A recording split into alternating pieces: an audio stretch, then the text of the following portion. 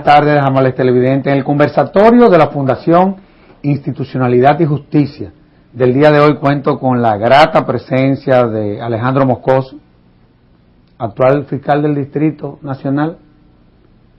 Hace unas semanas apenas te teníamos como comisionado de la reforma judicial y hoy te tenemos nada como fiscal del Distrito Nacional. Y en nombre de la Fundación te agradezco el que me permita en este momento compartir algunos temas que yo creo que van a contribuir a seguir empoderando a la ciudadanía, que es lo que tú representas en el sistema de justicia. El fiscal es el representante de la sociedad ante el sistema de justicia. Así que te agradezco el que me haya dado este lujo de compartir todo esto una vez más. Bueno, muchas gracias. El honor es mío, una vez más, estar en este importante programa. Así como apostamos cuando llegaste al comisionado, aquí vas a hacer una buena gestión. Muchas gracias. Y bueno, y la FINJUS te reconoció nada como una de las gestiones más fructíferas que haya habido en el comisionado. Así estamos nosotros esperando desde la Fundación que sea tu fiscalía y estamos totalmente seguros de que así será. Muchas gracias, con el apoyo de ustedes. Claro que sí, sobre todo porque hemos visto los pasos que tú en apenas 3 meses has comenzado a dar, que yo creo que van a tono a lo que es el contenido de la ley, a lo que es la nueva visión del Ministerio Público y de la propia Policía Nacional, y vemos cómo comienzan a ponerse las instituciones en su puesto. Y yo quiero comenzar abordando el tema de la seguridad ciudadana, que tú tienes una visión muy correcta, sobre todo porque desde el comisionado y desde la propia fiscalía, tú sabes cuáles son los componentes de la política criminal y cuál es tu función en cuanto al diseño de lo que tiene que ver la persecución como uno de los ejes de la política criminal. ¿Qué se está haciendo, Alejandro? Porque vimos las estadísticas de tu gestión en apenas 3 meses y la verdad es que yo quisiera empoderar a la ciudadanía de qué es lo que está pasando en el Ministerio Público y a los fines de que sigamos contribuyendo a que esto siga mejorando. Muchas gracias, Servitulio. Fíjate, nosotros desde la Fiscalía del Distrito Nacional estamos asumiendo el tema de la seguridad ciudadana, tratando en este caso de dar respuesta a tu pregunta de forma integral. Nosotros entendemos que hablar de política criminal, necesariamente de von List, aquel alemán que hace 100 años, el padre de la política criminal, empezó a hablar de este tema, es hablar de prevención en una primera fase y de represión en una segunda fase. Es decir, la política criminal no es más que las respuestas que las instituciones del Estado, encargadas de la prevención y la represión de un Estado determinado, le dan a la criminalidad. En ese sentido, nosotros tenemos en este momento una gran discusión, y es una discusión que se está dando en muchos países de Latinoamérica. Es si el Ministerio Público debe intervenir en los temas de prevención. Desde mi modesto punto de vista entendemos que sí. Es decir, en la medida en que nosotros, como representantes de la sociedad, como tú muy atinadamente referías, en la medida en que nosotros nos involucramos en el tema de la prevención, en esa misma medida tendremos probablemente menos trabajo en el tema de la represión. Sí, la represión interviene cuando la prevención ha fracasado. Claro. Y en ese sentido, la Fiscalía del Distrito, el equipo de la Fiscalía del Distrito, en el marco de su plan estratégico que elaboró hace 3 semanas, estableció 2 grandes columnas. Cómo nosotros involucrarnos con las instituciones del Estado dominicano que tienen que ver con el tema, en lo relativo a la prevención, y cómo dar entonces una respuesta a la criminalidad, ya asumiendo nuestro rol como Ministerio Público de dirigir la investigación desde el punto de vista funcional, conjuntamente con la Policía Nacional, de reunir, hacer el acopio de las pruebas para presentarlas ante la jurisdicción penal de la demarcación que a nosotros nos corresponde, que es el Distrito Nacional, y mantener una acusación en los tribunales para conseguir sentencia como lo estamos logrando en los últimos 3 meses.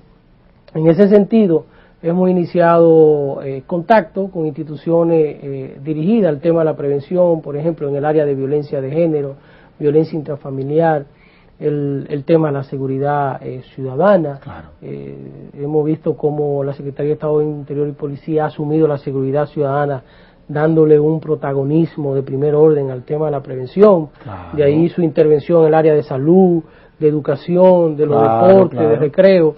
Y nosotros de alguna manera quisiéramos también colaborar en el marco de nuestras limitaciones también con los proyectos dirigidos a la prevención. En el tema de la represión, nosotros hemos considerado la necesidad de fortalecer la relación con la Policía Nacional, con la Dirección Nacional de Control de Drogas y con cualquier otro organismo que trabaja en los temas de seguridad ciudadana. Y en ese sentido tenemos una comunicación muy fluida con el jefe de la policía y con el director de la Dirección Nacional de Control de Drogas a los fines de fortalecer nuestra relación. Porque ¿qué ocurre? Si nosotros estamos divididos, si la policía anda por un lado, el Ministerio Público anda por otro, sencillamente la criminalidad va a ganar terreno. Porque un policía puede hacer una investigación al momento de la comisión de un hecho muy buena.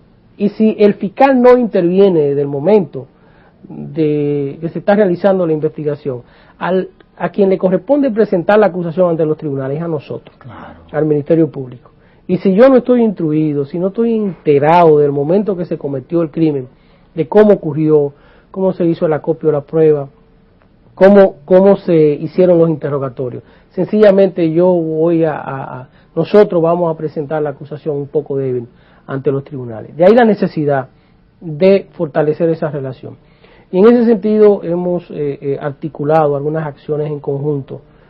Por ejemplo, te pongo el caso de la Dirección Nacional de Control de Drogas, con la que realizamos conjuntamente operativos en los sectores, en la parte alta, en la zona norte del Distrito Nacional, para desmantelar puntos de droga. Y fueron efectivos.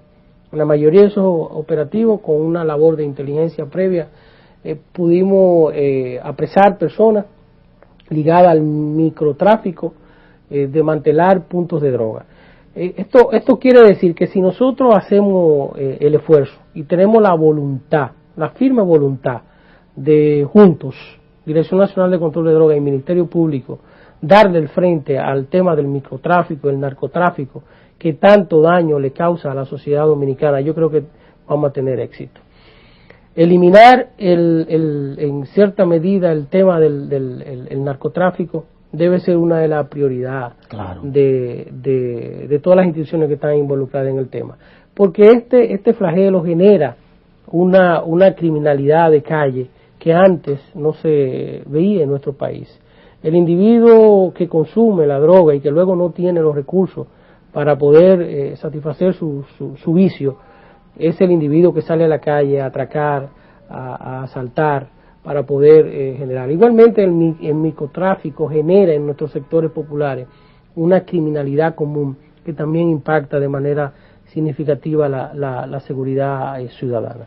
No, y hay una realidad, y qué bueno que se haya llegado en el medio del camino a esa conclusión. Y te lo digo porque nosotros estamos totalmente de acuerdo con esa visión que tiene la Fiscalía del Distrito Nacional. Hay una realidad, la política criminal tiene dos componentes, como tú decías, prevención y persecución. Y qué bueno que ya ustedes comienzan a confluir en cuanto a lo que tiene que ver con la prevención, con el secretario de Estado de Interior y Policía, que es quien coordina el diseño de las políticas públicas que van dirigidas a la prevención. Sin embargo, tú hablabas de la persecución, así es, que está a cargo del Ministerio Público. Sin embargo, tenemos una institución que es la Policía Nacional, que es prevención y persecución, ahí confluyen las dos. Pero así como el secretario de Interior es el coordinador en cuanto al diseño de políticas preventivas, Asimismo, el Ministerio Público es el coordinador, el director de la investigación. Y de la política criminal, de acuerdo claro que sí, definitivamente. Del Ministerio Público. Claro, artículo 6. Así es. Qué bueno que la Policía Nacional, y hemos visto que ha sido así, comienza a entender el rol del Ministerio Público.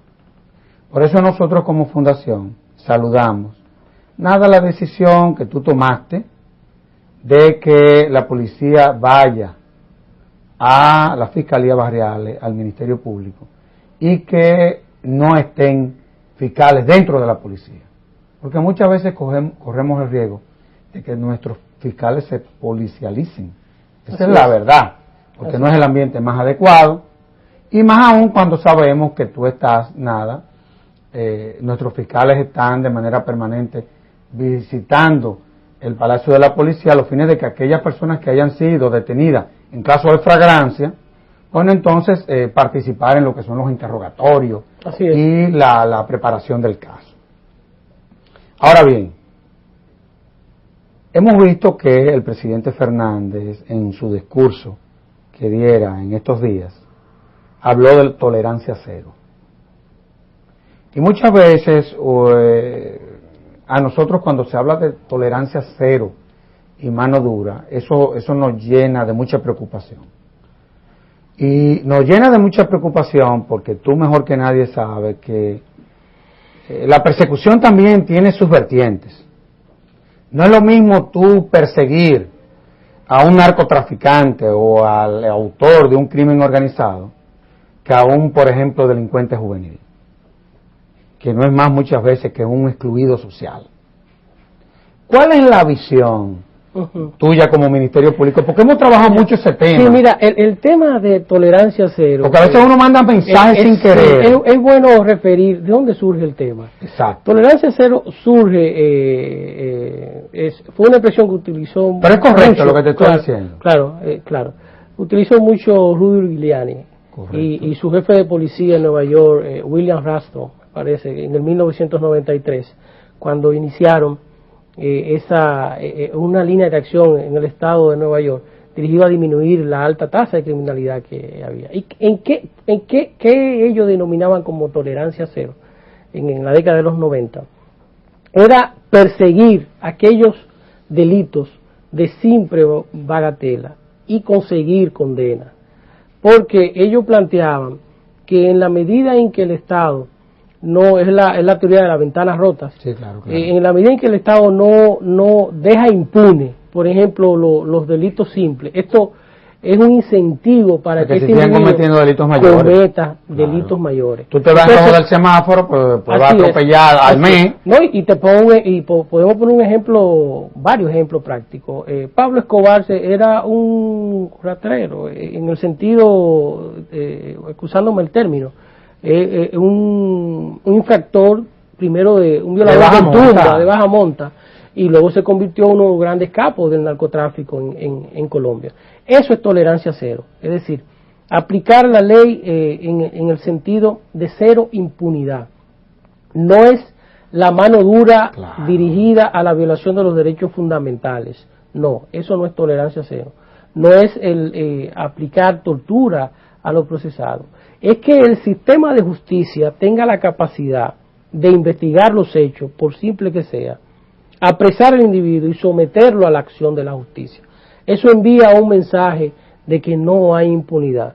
Nosotros tenemos nuestro escepticismo con relación al aumento de las condenas. Yo no creo que una condena, la cadena perpetua sea un elemento disuasivo de la criminalidad. Yo sí creo, exacto, las estadísticas son muy en los estados de los Estados Unidos que existe la pena de muerte y la pena de muerte son los estados que mayor índice de criminalidad y de prisión tiene. Estados Unidos es el que tiene el mayor nivel de prisión de personas en la cárcel en el mundo. Más de 2 millones de estadounidenses. Así es. Y tiene una rigurosidad en la sanción, la pena de muerte, de cadena perpetua. Es decir, yo creo que la efectividad del sistema de justicia penal, el mensaje que nosotros podemos enviar de no impunidad, es apresando al individuo y sometiéndolo a la acción de la justicia, ya sea condenándolo a una sentencia de 10, de 15, 20 años. Necesariamente la rigurosidad de la sanción no es un elemento, reitero, disuasivo.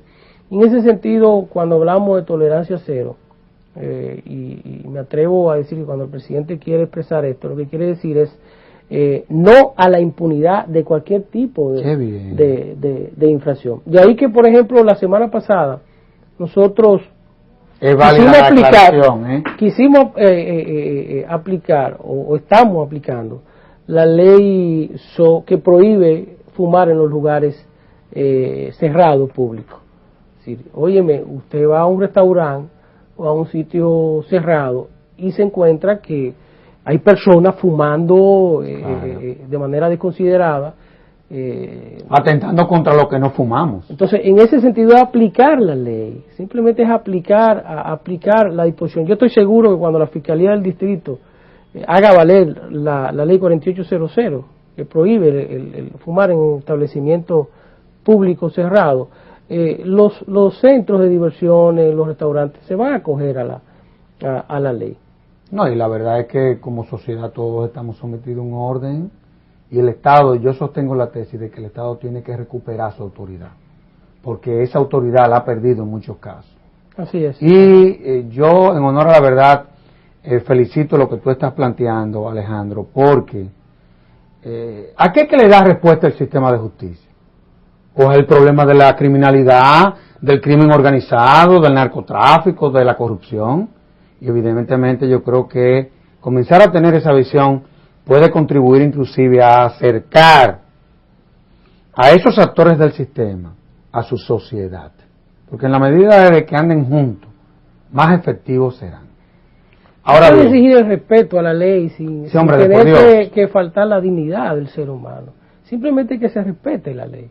Sí, claro que sí. Ahora, hemos visto que en lo que tiene que ver con tu fiscalía, digámoslo así, hemos visto que, bueno, ya en la Fiscalía del Distrito están dando una serie de servicios que no se daban. Ya vemos inclusive hasta investigadores, policías especializados que han ido a la escuela del Ministerio Público y se han formado. Yo diría que ya comienza a verse una especie como de policía judicial, digamos así. ¿Cómo se refleja esa combinación de ya habiendo el Ministerio Público asumido la coordinación y la dirección de la investigación y la presentación de los casos? ¿Cómo se refleja eso en las estadísticas? Es decir, de los casos que ustedes se están sometiendo, ¿cuántos son? ¿Cuántos van a juicio de fondo? Y de los que van a juicio de fondo, ¿qué porcentaje tiene sentencia condenatoria?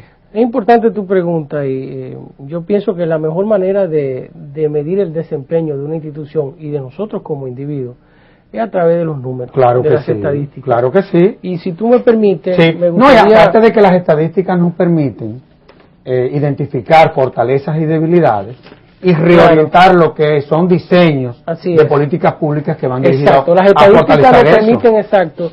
Por ejemplo, te diría en sentido general, para mostrarte las estadísticas de los últimos 3 meses, la Fiscalía del Distrito recibió 10.576 denuncias y querellas presentadas. De esas 10.576 denuncias, 7.235 más o menos fueron presentadas en la Fiscalía Barriales. Esto quiere decir... Oye, pero entonces el haber tenido esa iniciativa... Así es. Resultó ser sumamente provechoso. Así es, esto quiere decir 7.705 que nosotros tenemos que fortalecer las Fiscalías Barriales. Claro. Y si es necesario, aperturar otras Fiscalías Barriales. Tú recordarás, cuando ejercía la profesión en el Palacio de Justicia de Ciudad Nueva, que caminar por ahí era difícil. La cantidad de personas que llegaban al Palacio de Justicia de Ciudad Nueva. En estos 3 meses nosotros recibimos en el Palacio de Justicia de Ciudad Nueva, donde está alojada la sede de la Fiscalía, 658 denuncias y querellas. En 3 meses. O sea que se ha ido descongestionando. 658 y en cambio en las Fiscalías Barriales 7.705. ¿Cuántas son? 15 fiscalías, ¿no? Sí, el próximo martes vamos Se a inaugurar inaugura, sí. la fiscalía de la ciudad universitaria. Qué bien, qué bien. Sí, con estas serían 15 fiscalías. Y de esos casos, ¿qué porcentaje, cuando se le presentaron al juez de la instrucción, se fueron a juicios de fondo? Mira, las aperturas a juicio es importante. Porque eso reflejaría la calidad de lo que el Ministerio Público le está presentando al juez. Así es, la apertura a juicio, 268 aperturas a juicio versus 31 no al lugar. Es decir, un 90% de apertura a juicio y un 10% de auto de no al lugar. Esto te indica que las pruebas que estamos presentando en nuestra demarcación territorial en el Distrito Nacional, es decir, en los 94 kilómetros cuadrados que tenemos, están teniendo un resultado importante. ¿Y sentencia condenatoria? Entonces, con relación a las sentencias condenatorias, 237 sentencias condenatorias. ¿Qué porcentaje es eso? 20 sentencias absolutorias, para un 92% de sentencia condenatoria y un 8% de sentencia absolutoria. Alejandro, espérate, entonces los casos ya no se están cayendo. Por lo menos los casos que están entrando a la Fiscalía del Distrito, que nosotros estamos presentando en las jurisdicciones, no se están cayendo en una proporción. Oye, pero eso es normal, o sea, eso pasa en cualquier país del mundo. Hay un porcentaje que siempre va a caer. Claro. Pero el tú decir que el juez de la instrucción está mandando a juicio de fondo más del 90% de los casos que la Fiscalía le somete, eso no deja de ser un récord. Y lo interesante es ver en qué área. Y te pongo, vamos a ver en qué sale. Por ejemplo, violencia de género, 8 sentencias condenatorias, 1 sentencia absolutoria. Me estoy refiriendo, quisiera que los amigos televidentes tengan esto claro, a los 3 meses de nuestra gestión. En vehículos robados, 8 sentencias condenatorias. Todo el 100%. Que eso no se veía, condenar las condenas en caso de vehículos robados. Falsificación, 8 sentencias condenatorias, 1 absolutoria. Delitos sexuales, 10 sentencias condenatorias, 3 absolutorias. En drogas, 83 sentencias condenatorias, 8 sentencias absolutorias. En ¿Qué porcentaje es eso? Estamos hablando cerca del 90% también, más del 90%. En crímenes y delitos contra la propiedad, robo, 76 sentencias condenatorias, 4 absolutorias. Y en crímenes y delitos contra la persona, 42 sentencias condenatorias, muchas de ellas con condena por encima de los 20 años, y 3 sentencias absolutorias. Es decir, que en sentido general los resultados que nos arrojan las estadísticas, que por eso es que puede la ciudadanía evaluar cualquier gestión de cualquier institución, son positivos. Obviamente esto podría incluso mejorarse. Claro. Y yo pienso que... Pero ya tú tienes un instrumento para tú poder medir. Tú tienes hoy prácticamente la evaluación de una gestión. Así es. Nosotros quisimos fortalecer el Departamento de Estadística y todos los meses, antes del día 5, todos los encargados de departamento y todos los fiscales, los 111 fiscales, tienen que rendirnos un informe del mes con números. No es decirnos yo obtuve, no, con números. ¿Cuáles fueron las sentencias y en cuáles casos? Eso nos permite evaluar, hacer una evaluación del desempeño real. Porque perfectamente una persona puede sentarse y cumplir su horario de trabajo las 8 horas sin tener resultados. Claro. Con los números que se puede medir. Tú estás de manera permanente, yo diría que cada 30 días, evaluando la gestión de tu personal a través de lo que son los resultados que ellos te presentan. Así es. Sobre la base del trabajo que ellos hacen y de una serie de políticas que, bueno, siendo tú la cabeza, eres el que la coordina y el director de la implementación. Ahora, a mí me gusta que estemos hablando de esto y me llena de una gran satisfacción, porque evidentemente el Código Procesal Penal triunfó. Indudablemente. Si nosotros agarramos las estadísticas con relación a lo que era el viejo código, que yo sostengo la tesis de que eso fue un fracaso total, evidentemente de cada 10 casos que se le sometían al sistema, el sistema le daba respuesta a 2 y no generalmente eran sentencias condenatorias. ¿Y en qué tiempo? Y no eran sentencias condenatorias. No. Un caso en el juez de instrucción duraba fácilmente 5, 4 y hasta 3 años. De 3 a 5 Y ahora dura un par de meses. No, ahora, de acuerdo a la Oficina de Políticas Públicas de la Suprema, dura 3 meses en el juez de la instrucción. Sí, bueno, pero ya tenemos sentencia condenatoria. De los casos más emblemáticos. De casos complejos, sí, en temas financieros, lavado de activos, narcotráfico. En menos de un año. Casos sometidos a sindicalistas que también tienen un alto contenido político. En menos de un año. Tenemos sentencia ya de la Suprema Corte de Justicia y personas cumpliendo condena. En menos de un año. Ahora, yo creo mucho en los pilotos. En los pilotos. Y partiendo de lo que son los resultados, ojalá y que desde la Procuraduría General de la República se observe lo que está pasando en la Fiscalía del Distrito, a los fines de que ese modelo de gestión que tú tienes, que hay que fortalecerlo, porque no, evidentemente adolece de algunas debilidades. Claro que sí, pero que evidentemente ya comienza a dar una respuesta satisfactoria. Yo pienso que como modelo de gestión valdría la pena como que lo tomemos en cuenta, porque en la medida en que nos vayamos unificando, el Procurador General es el jefe político del Ministerio Público, y evidentemente que entre tú y él hay una excelentísima relación. ¿Cómo no? Claro. Pero quiera Dios que en esta ocasión lo que se está haciendo desde la Fiscalía del Distrito se ha tomado en cuenta a los fines de que se comiencen a implementar modelos de gestión similares a lo que estás implementando tú. Te lo digo sinceramente. Vamos a hacer una pausa y de inmediato volvemos con el fiscal del Distrito Nacional.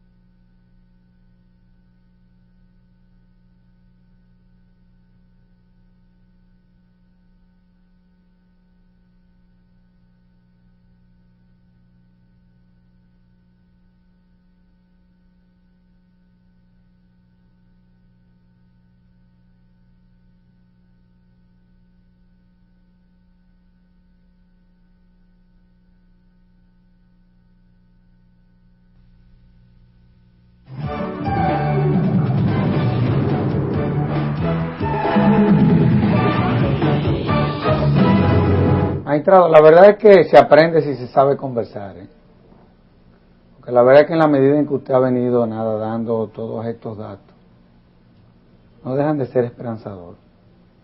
Sobre todo porque cuando hablamos de, por ejemplo, los índices de violencia, los índices de criminalidad, muchas veces la sociedad no entiende de que eso tiene muchos componentes, confluyen muchas cosas ahí. Hemos visto, por ejemplo, al secretario de Interior y Policía luchando.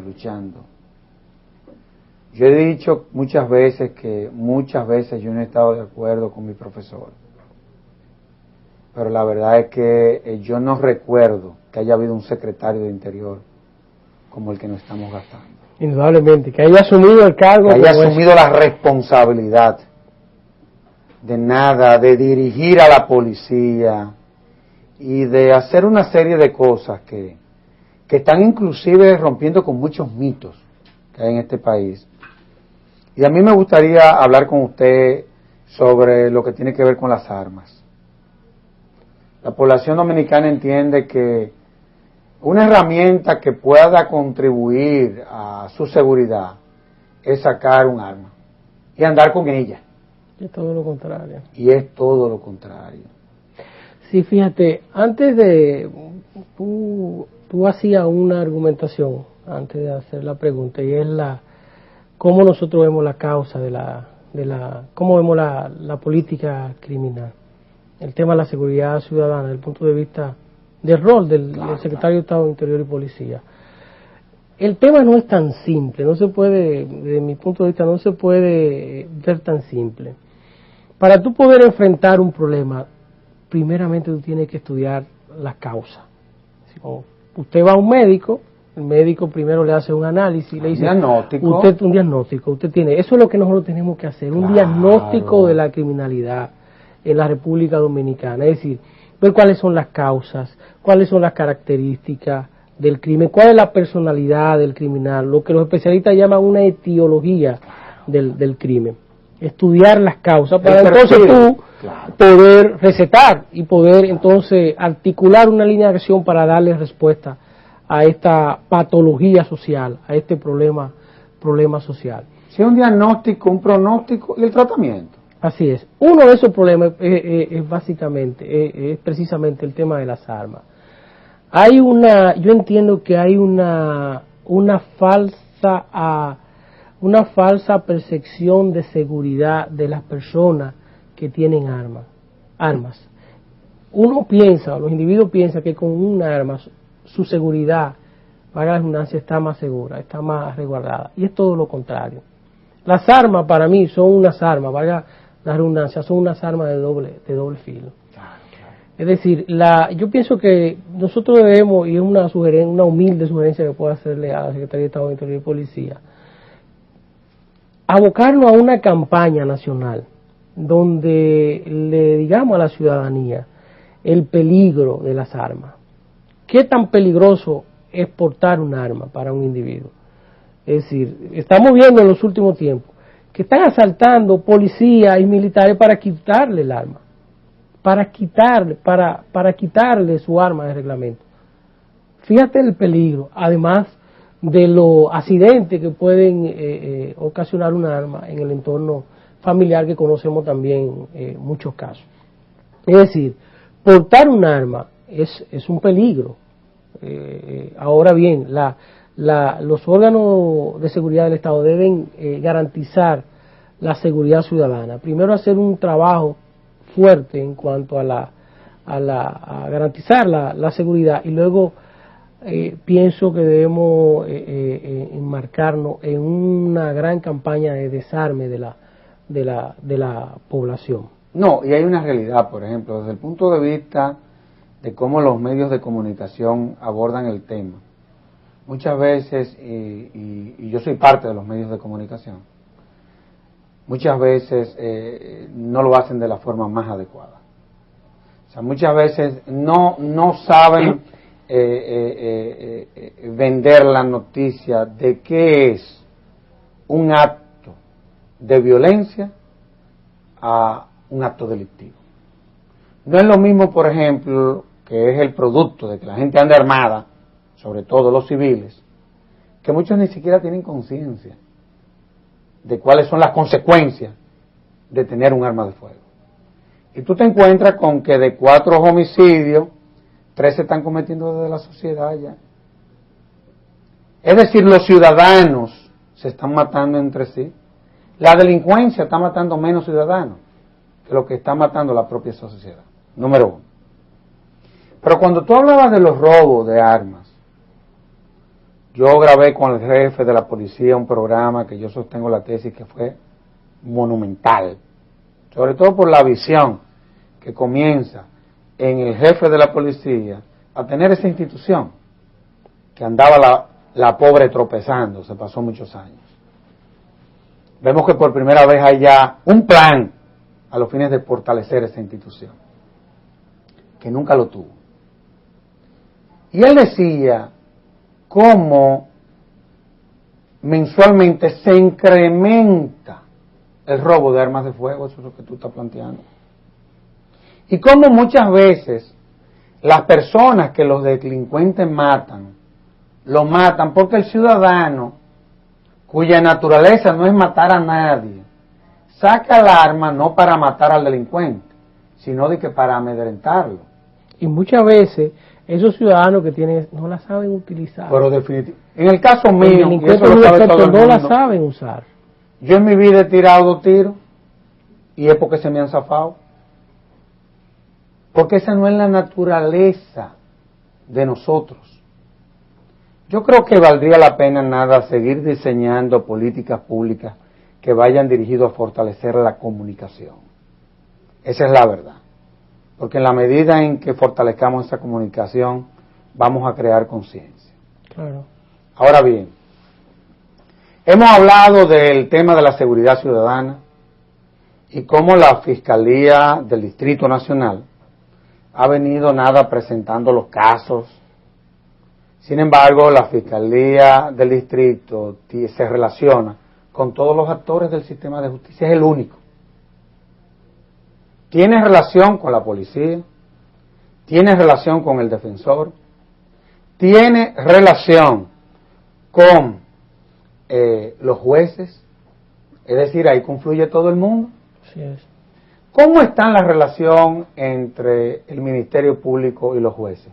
Porque muchas veces veíamos también que había o se presentaba la discusión de que los casos se le caían al Ministerio Público porque no lo presentaba bien. Entonces, ¿cómo ha venido mejorando eso? No, yo creo que por lo menos en el Distrito Nacional la relación es muy positiva y es de armonía.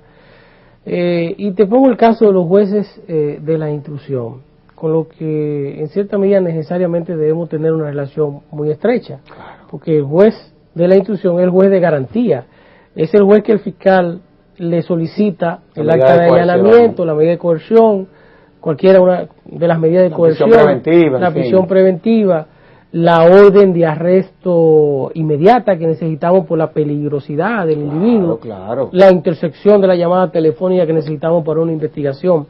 Si necesariamente, en algunos casos, en estos 3 meses, yo he tenido que ir donde el juez de la instrucción, de uno de los jueces de instrucción, y explicarle, mire magistrado, nosotros necesitamos hacer esta intersección por la gravedad del caso, y le explico el caso, y él inmediatamente ordena la medida de coerción. Con la figura del injection. Así es. El Ministerio Público está un domingo en su casa y entiende que se presenta una situación, llama al juez hasta por teléfono o asiste a su casa, le explica cuál es la situación y da la medida. Pues eso está ocurriendo con nosotros. Eso está ocurriendo con nosotros y lo he hecho de manera personal. Qué bien. Es decir, y además con los jueces del Palacio de Justicia de Ciudad Nueva ya hemos realizado unas 3 reuniones discutiendo temas puntuales de interés para la justicia penal, porque aunque el juez es un tercero imparcial, es decir,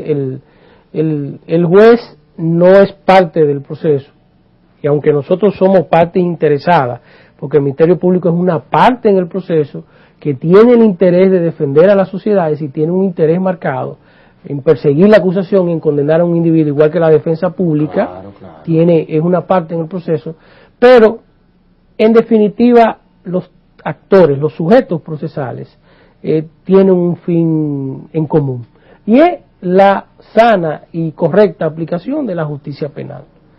Es decir, de alguna manera nosotros debemos, sin violentar el debido proceso, sin violentar las garantías del imputado, de la víctima, discutir algunos puntos en lo que necesariamente tenemos que confluir con los jueces, con los defensores públicos.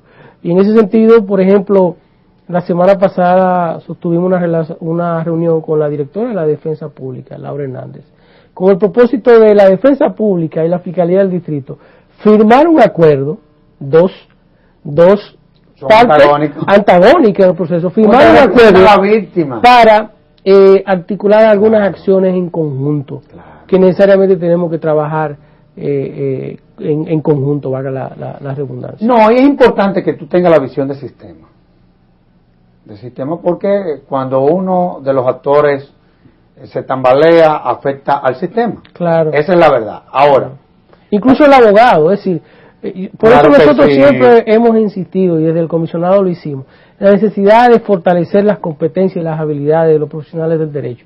Porque sin abogados, con abogados mal preparados, al sistema de justicia penal se le hace difícil aplicar la justicia. Porque entonces el juez y el fiscal tienen que asumir el rol de la defensa, que no debe ser. Cada quien tiene su No, es así, y definitivamente que es una visión totalmente correcta y con la que hay que seguir insistiendo. Ahora, una de las quejas, Alejandro, que tiene la ciudadanía, yo diría que es parte de la percepción subjetiva, más que de la realidad objetiva. Muchas veces en los medios de comunicación se dice, que a personas que han sido nada procesadas en múltiples expedientes se les sigue concediendo como medida de coerción la libertad bajo fianza. Y hay casos en donde realmente llama la atención de que personas que realmente han hecho barbaridades, los jueces los benefician con medidas económicas. ¿Qué posibilidad habría, o sea, también de mejorar esa parte, partiendo de lo que es esa relación que se viene fortaleciendo entre el fiscal y el juez de la instrucción? Mira, aunque voy a dar mi apreciación desde el punto de vista personal, aunque la reincidencia no es el juez no debe tomar la reincidencia para emitir una decisión. Claro que no, hasta tanto no haya una decisión. Sí debe incidir en la decisión del juez. Un individuo que es procesado en una primera ocasión y que se le otorga una medida de coerción, una garantía económica, y luego entra al sistema de nuevo, yo entiendo que el juez no debe darle la medida económica. Ese individuo ha entrado 2 veces al sistema de justicia penal, debe darle una prisión preventiva. El tema de la peligrosidad, hay una serie de factores que el mismo Código Procesal Penal le establece que el juez debe valorar. El arraigo, aquí se han dado decisiones contra personas que no tienen ningún arraigo, claro, de manera aislada. La peligrosidad del individuo y en cierta medida, entre comillas, la reincidencia, un individuo que es un violador de la ley habitual, por no decir un delincuente habitual, no ocasional. Óyeme, otorgarle una libertad económica, con una medida de coerción económica, como que no se corresponde con el quehacer. Vamos a enviar a este individuo a una prisión preventiva, a presentarle al Ministerio Público la acusación lo más rápido posible para obtener una sentencia condenatoria. La mayoría de las personas que entran al sistema de justicia penal, las estadísticas lo dicen, la mayoría, el 97%, 98%, me atrevo a decir 98%, tienen algún nivel de responsabilidad penal. Es así, ¿verdad? La mayoría de los que entran al sistema de justicia penal tienen responsabilidad penal. Si no estamos hablando de un 60 o un 70, yo me atrevo a decir que por encima del 90% de las personas que entran al sistema, después que el Ministerio Público ha hecho una investigación conjuntamente con la policía, son responsables penalmente. Ahora, no, claro, y evidentemente que eso debe de llamar la atención, sobre todo a quien tiene la obligación de tomar una decisión cuando se le presenta un caso y se encuentra con situaciones de esa naturaleza. Ahora, en estos días hemos estado, la Comisión Nacional de Implementación para la Reforma Procesal Penal, abordando una serie de puntos respecto a una eventual modificación al Código Procesal Penal. Lo trabajamos cuando tú estabas en el comisionado, que tú eras el director ejecutivo de la CONAE, y bueno, y lo hemos seguido trabajando. Y en esta ocasión hemos venido trabajando con el senador Francisco Domínguez Brito y con Víctor, que es el encargado de la Comisión Legal de la Cámara de Diputados. Y yo creo que en un plazo breve, en unas 2 semanas, se estará haciendo un sometimiento formal de una serie de modificaciones que se han venido consensuando, no solamente con abogados, sino también con los actores del sistema, Así es, que son los que van a implementar eso. ¿Cuál es tu visión al respecto? O sea, ¿tú crees que el sistema, a veces a mí me mortificaba que no se tuviera en cuenta a los actores del sistema? Porque cuando tú lees el Código Procesal Penal, el código en sí es un sistema. claro. Y cualquier modificación tiene que hacerse pensada. Así Y no es. sobre la base de pasiones. Sí, ¿Cuál es tu visión el en ese populismo sentido? penal, de dar Sí. respuesta a situaciones coyunturales. Fíjate, nosotros... Situaciones que desaparecieron. Así Porque es. tuvimos unas elecciones presidenciales en donde ya el código dejó de ser un instrumento de comunicación. Claro. Yo pienso que el código se ha ganado su espacio. Y ha dado resultados, por lo que decíamos al inicio del programa. Las estadísticas están ahí, los resultados de la justicia penal son evidentes. Nosotros podemos hacer un parangón entre el Código de Procedimiento Criminal y el nuevo Código y el Código Procesal Penal, porque ya no es nuevo. Y la diferencia es abismal, desde el punto de vista positivo. Ahora bien, con relación al proceso de reforma, el Código Procesal Penal no es un instrumento perfecto. Claro que no. Es obra del ser humano y todas las obras del ser humano tienen sus imperfecciones. Y son perfectibles. Exacto. Nosotros, desde la CONAE, como muy bien tú señalabas, desde la dirección ejecutiva, de la vicepresidencia ejecutiva, conjuntamente con el apoyo de la FINJUS como secretaría, iniciamos un interesante proceso de discusión a los 3 años de la entrada en vigencia del Código, con el propósito de ver cuáles eran sus falencias, su fortaleza, y entonces hacer una propuesta. Así lo hicimos, en la que confluyeron todos los actores del sistema de justicia penal, es decir, los jueces, el fiscal, los defensores, los abogados, la sociedad, que tiene que ver en algunos aspectos con la implementación del Código. Y le presentamos a la CONAI una propuesta. Se discutió en el seno de la CONAI y luego se le presentó al presidente de la República, y a su vez lo presentó al Congreso Nacional por medio de su presidente, que es el doctor César Pina Toribio, el presidente de la CONAI. En este momento existen varias propuestas, una del senador Francisco Domínguez Brito, que tiene muchos puntos de coincidencia con la propuesta que nosotros hicimos desde la CONAI. Nosotros esa propuesta del senador Domínguez Brito la presentamos a todos los fiscales del Distrito Nacional, y en esta semana estamos discutiendo cuáles son los puntos que nosotros entendemos que deben reformarse.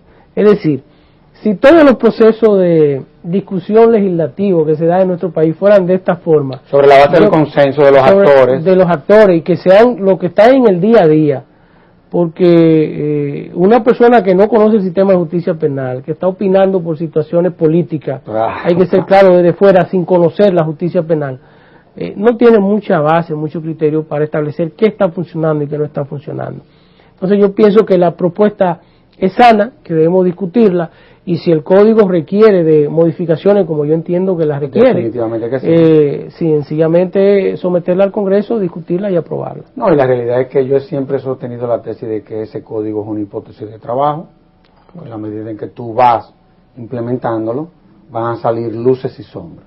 Se responde a una escuela, algunos dicen que es una imposición, yo siempre he dicho, pero bueno, los códigos franceses eso sí los calcamos y algunos y se tradujeron en 1884, tal y como está. Y eso sí fue una imposición porque fueron 4 códigos: civil, procesal civil, comercial, penal y procesal penal, 5 códigos. No, y ese código de procedimiento criminal fue lo único que Napoleón no quiso firmar.